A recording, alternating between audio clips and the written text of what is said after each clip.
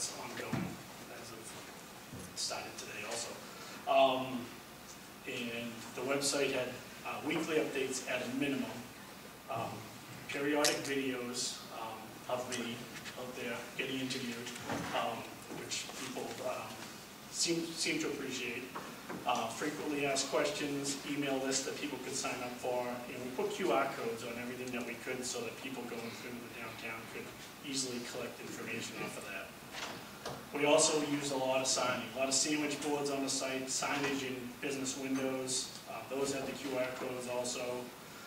We actually pulled the PO with Wheels copy since they're right in downtown, so if we needed signs made quickly, they could make them for us.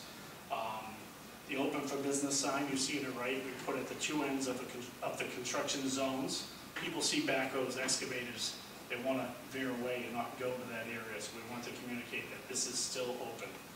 And we put the logos of all the businesses that were in those corridors so people would know what was in the area that looked like it was closed and under construction. We also regularly tweet, which we do for any road closures that we have, but this one we tweeted regular updates at our handle of @DigAndLex, and other town entities also helped us by cross-tagging and getting those out to a much larger audience. And we had a communication team that met weekly, consisted of myself and a few members of my office, members of economic development, and a public information officer, as they may be getting communications from the community that don't know to reach out to us. And with that, we also had mapping of the project. So you can see the zones, the red zones, the yellow zones, we also had green zones. Those identify areas that are under construction, which would be red. Yellow represents pending construction coming up. It would give a forecast of we're going to be working there in a couple weeks. And green will be areas where we finished working in that zone. And if you zoomed in on the map, you could also see where the parking was. You could click on any of the stores that have websites and get to that website link. So we're really trying to promote that the downtown is open during the construction, and every message we put out said open for business. Another kind of fun thing we did that kids seem to really like is we hid a pink construction hat in businesses. That if you found the hat, then you could go on scanning the QR code and you got a small token gift certificate from the business where the hat was hidden. So there was a group of people that would come into the downtown looking for the hat and hopefully buy things while they're there. So that was kind of a fun thing. We're trying to draw in as many audiences as we can with as many messages as we can. If this is something that kids are interested in, then it's going to bring their parents to the downtown as well. And the last few things on communication is just community engagement. We wanted to, there was a time, I'm sure Murray remembers, he was up there every day, maybe more than me, that it was pretty barren. We took down all the trees, built all the sidewalks, but there's no landscape out there. So it's we could see it coming together, but for the users, it was pretty barren. So we had some of the businesses, our irrigation wasn't up and running yet, so some of the businesses agreed to water plants if we did temporary planting in front of their places, which we did to add some color to the downtown. And Lex Art reached out to us in the tree wells and asked if they could put art in those tree wells while we waited for the fall planting, so there would be some color there during the summer before planting season. So we did that as well. So now to the construction.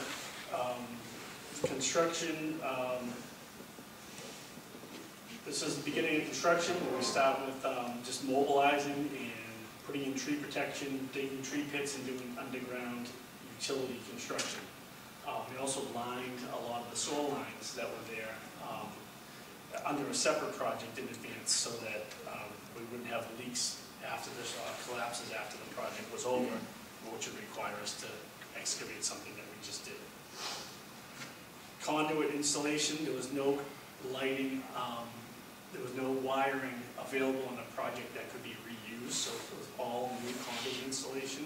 And with all those lights out there, you can see from these photos, it's a pretty massive amount of conduit that needs to be installed for this work. It also included 2 control boxes going to the left of Town Hall, you'll see those that control all the lighting for the project. The sidewalk installation itself begins with the prep work, setting in granite, removing the existing sidewalk. You can see the left picture is setting in the granite. The placing of the concrete, which you can see in the middle picture, and then the checking of the slopes. The picture on the right, if you can see that blue level, that's a smart level that gives a digital readout of the percent slope to make sure everything on the stone is ADA compliant. And we certainly want to check that before concrete cures so that it can be reshaped as opposed to excavated. At that point, they can finish the concrete with a broom finish. So the other thing you'll see with concrete, the concrete you just saw in the last picture was finished concrete. That's, for example, in front of the library, where that's the final coat of concrete. But all the brick sidewalks are also set on a concrete bed. It's called a mud slab. So what you see in this picture is the mud slab. Once the mud slab goes in, which looks like a concrete sidewalk that's just not finished well, and then we have to install the planter beds, the tree grates, things like that in preparation for the brick installation. The brick follows in work zones. It's a fine dance between coordination of the mud slab installation, the brick prep work, and then getting the brickies to come out with enough work that could keep them going, but without enough of a lag time that we're leaving sidewalks exposed for too long. Our brickies were out of Pennsylvania, so they'd come in, spend several weeks here, and then go back. There's some intricacies to the proper spacing of the brick and proper sanding of the brick. And if they're not proper, if the spacing is not right and the sanding isn't right, then you'll get chippage in the brick and require you to replace brick. We had them during construction. There were thousands and thousands of bricks that we had to either replace or flip over. We've literally inspected every single brick for chips. And if they weren't good, we'd have them flip them or replace them if the bottom side wasn't good either. We also lost some time with the brickies during the project because we had entire crews on a couple occasions come down the code, delaying their return from Pennsylvania. So just a few more installation photos. You can see the sand bed that goes between the concrete mud slab and the brick. Accessibility was a big deal in this project, making sure that all users could get to and from the site at all times. One of the users was the daycare down the street. They brought probably 30 kids through there every day that just loved seeing the project. But the work zone was constantly moving. Each location had unique challenges. Picture on the right, in front of the Via Lago block, was a really tight area that we had deep excavation between the road and the storefronts, so we had to put these small bridges to allow people to pass through and access the buildings. We also, on the CVS side, you can see from the middle photo, we had a fence lining about 6 feet off the building, so there was an inside pedestrian passage for pedestrians to still be able to shop in all the shops while we were excavating. And it was a little bit nerve-wracking when you have construction that close to pedestrians and you're trying to keep them safe and keep things moving. Conduit installation was another access issue. If you can see from the left photo, there's bridges, small bridges going over the conduits so people can get into the businesses. And the middle photo shows on the narrow side of the sidewalk poses its own challenge being narrow, because once you put the bridges in, it blocks pedestrian access along the sidewalk. So you can get into the buildings, but you can't move along the sidewalk. So we had to close down a lane of the road and make that sidewalk during that part of the construction. There was significant lighting installed throughout the downtown, which entailed all new power, all LED lights. There was a really long lead time on getting lights. I think it was 6 months just to get the lighting fixtures in. We had some difficulty with some of the footings because of unknown utilities. We had a gas main obstructing one of the light utilities that took 2 weeks before the gas company could confirm it was in fact an abandoned gas main. They had a crew of probably 15 people out there that ultimately had to core into the gas main to show that it was dead, not live, which was nerve-wracking. But without that, we wouldn't have been able to put one of the lights in. Every one of the lights has sockets, and the landscape beds have sockets too, which are very valuable during holidays and other events out there. You know, the sockets are always live, so not just when the lights are on. Now, this part of the job, silver cells, is what I'm going to talk about now, S-I-L-V-A. This gave me sleepless nights long before we got to construction. It was the midlife crisis of the project. Do we really want to do this? Can we just do something else? I had never installed them before. I don't know anyone that had ever installed them before. So this was breaking new ground for us. The silver cell is essentially, it's a modular suspended pavement system. So what that means is basically, when we're building a sidewalk or a roadway, we want to build it on a hard compacted surface, compacted gravel. But tree roots don't like that. So that's why you see a lot of streetscape trees tend to be stunted in growth and not very healthy, including the ones that we had out there prior to the project. So what this does is it gives you a 4-foot infrastructure where you put loose organic material in it. And you basically bridge it with these silver cell structures. You can see the middle picture is the base, and then you see the columns in the far right picture going up. On top of that, there's a cap that I'll show you in the next drawing, next plane there, that goes on. The cap here is a temporary cap. Once that goes on to hold the columns together, you fill it with 2 levels of the organic soil, loosely compacted. And that whole zone is for the trees to grow. So under that sidewalk, the trees just have that whole area for the roots to grow. Within those, as those go in, you also need to put your conduits in there. Aeration tubes to bring oxygen to the roots, and an irrigation system goes through there as well to irrigate the trees. So as we build it up, you can see the picture on the far left, the soil actually going in. All organic material, which you would never build a sidewalk on or a roadway on because it will settle. But this bridges the whole thing. Second picture is a look down. You're going to kneel down and look through the structure. That's kind of what you're looking at. That's underneath the sidewalk. And at the top, it gets a fabric. There's a fabric underneath, a fabric on the top, and then the middle picture shows concrete. Concrete gets poured on top of the whole thing. So now you have that concrete is held up by the columns, it's held up by the earth below it, and all the soil in the middle is just there for the trees. So very interesting construction. All I could see was potential problems. What happens when there's no utilities there? What are we going to find underground? Things like that. It actually went exceptionally well. Some of the things we thought were going to be easy were really hard. Some of the things we thought were going to be hard were really easy. So it was a pretty cool thing. We got more questions about that than any other part of the project. We actually added signs with QR codes on fences so people could go to our website where we offered more information about silver cells, because there were people traveling from other communities because they heard about it just to see it. So now the project's finally reaching maturity. Things look like they're coming back together for users. You start seeing landscaping and bike racks and benches. The benches and chairs, that was a whole other coordination concern, because some of the benches were being replaced with chairs, some of them were being moved, and all of them out there were adopted. So we had to communicate with anybody whose bench was being replaced with a chair or being moved to a different location. Make sure all the people that adopted benches were satisfied with the new rules. So it took about a year to get a hold of everybody and satisfy people. So only a few slides left, I promise. But the tree plantings came in at the end. Most of them, some of them were in early in the project, but sourcing large caliber trees was very difficult. Particularly one of the tree types that we had spec'd, the Zelkova, is apparently what's called a fall day hazard. I mean, they can't dig them at the nurseries in the fall. They have to be dug in the spring, burlapped, and kept there for fall plantings. If you dig them in the fall and plant them, they're likely to die.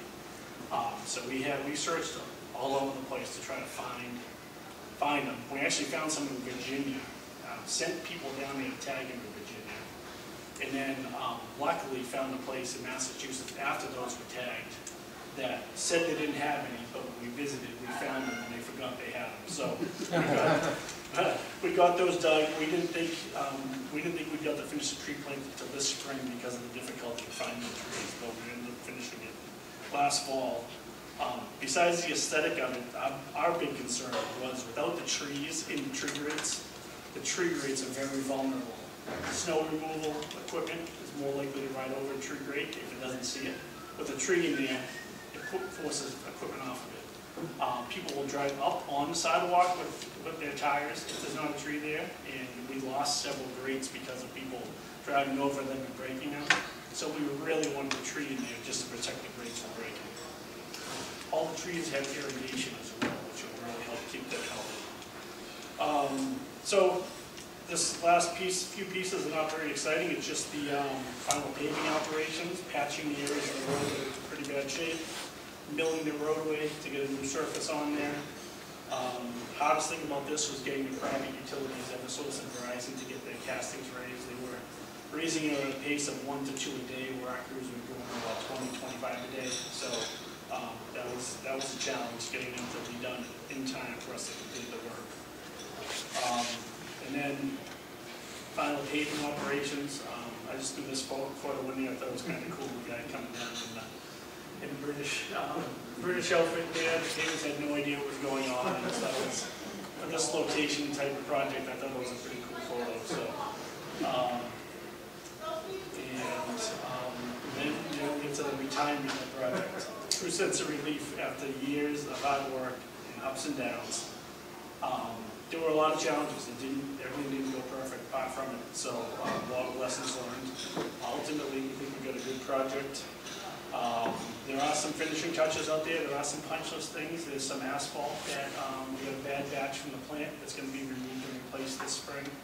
And there's some areas that settled that are being replaced this spring as well. So there see deficiencies out there that most likely on a punch list to be repaired and repaired at the contractor's cost, the town's cost. But ultimately, we feel the community got a very good project out of it, and we got great feedback throughout. These are some of the things people are saying. The information was readily available, great communication, helpful, accurate. That the project team was accommodating and accessible, and the project moved more quickly than expected. A lot of people told us the disturbance was not nearly as bad as they had hoped, which part of that might have been giving worst case and hoping for best case in the public process. With that, sorry about the lengthy presentation. It's hard to get 12 years into 30 minutes, but that's that's what we have. Over 12 years, what's the ultimate cost? Ultimate cost between design and construction, I think we're probably at $12 million.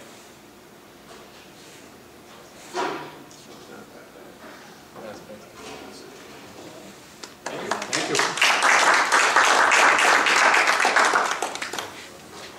Thank you. That's okay. Sorry.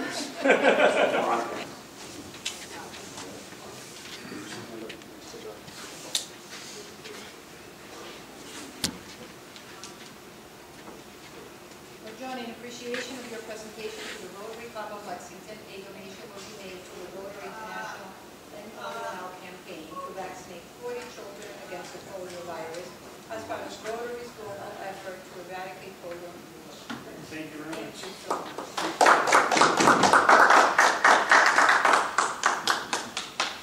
Thank you. Thank you very much. Wonderful project. Thank you. Okay, and now the pink tickets. 50-50 raffle, pink tickets, please.